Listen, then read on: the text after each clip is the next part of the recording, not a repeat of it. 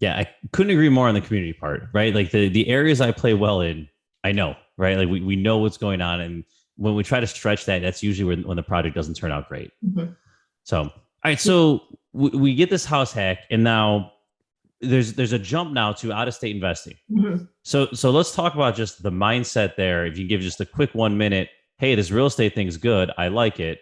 Yep. However, I'm going to look out of state. So what was Yeah. that thought process, and Yep. talk us through that before we start jumping into those processes or Yeah. And I mean, processes to that's do it. like, that's the antithesis of being a community member, right?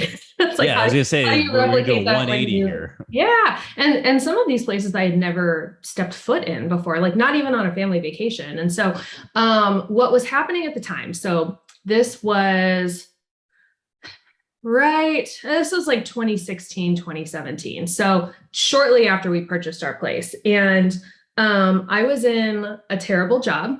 I was reading Rich Dad Poor Dad. I was reading 4 Hour Work Week. I was reading How Will You Measure Your Life? Like all of these existential books that were like just making me feel terrible about going to work every single day. And the place that I was working, it was like super old school. Like I had to wear pantyhose. Like it was just ugh, you know. And so also at the time, my brother, who had lifelong illness, he was in hospice. So he was in hospice for 2 to 3 years. And so I think a combination of being in a, and I don't know if I'm allowed to swear, but I was in a shitty job, watching somebody that I loved die, you know, that didn't have the physical ability to enjoy their life anymore.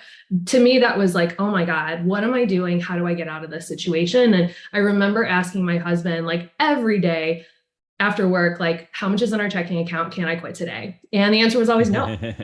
And so, so I got to the point where, you know, I said, we have to find a way to like invest and get, become less dependent on our W-2s, even if we liked working. And so at the time, I found a new job. So that was step one. That was a little bit more money. It was remote. So, you know, 6 years ago, 5 years ago, there weren't a lot of remote jobs, but I was able to find one, and traveling is a huge passion of mine as well. And so that was great.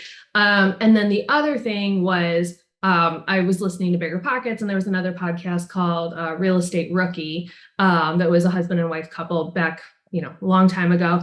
And so those two podcasts got me into investing in general, but there were two guests on each of those podcasts that made a huge difference in terms of my ability to do, even conceive of out of state investing.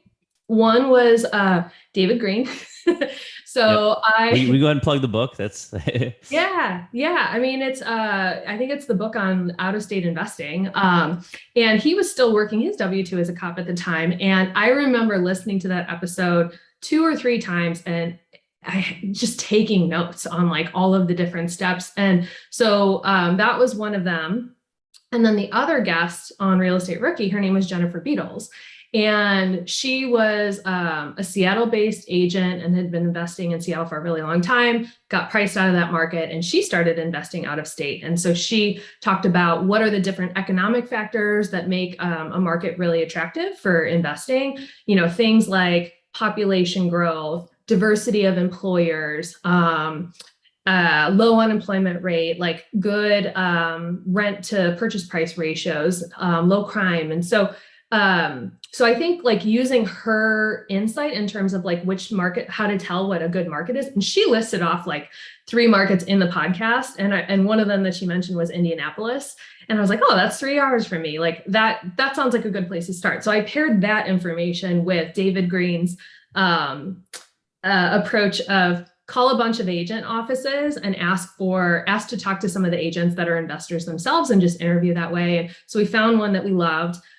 He was born and raised in Indianapolis, spent 6 hours driving us around all of the different the different neighborhoods, and eventually went on under contract on 2 properties within the following month and closed on both of them at the same day. So we bought a triplex and a duplex on the same day, about a month later.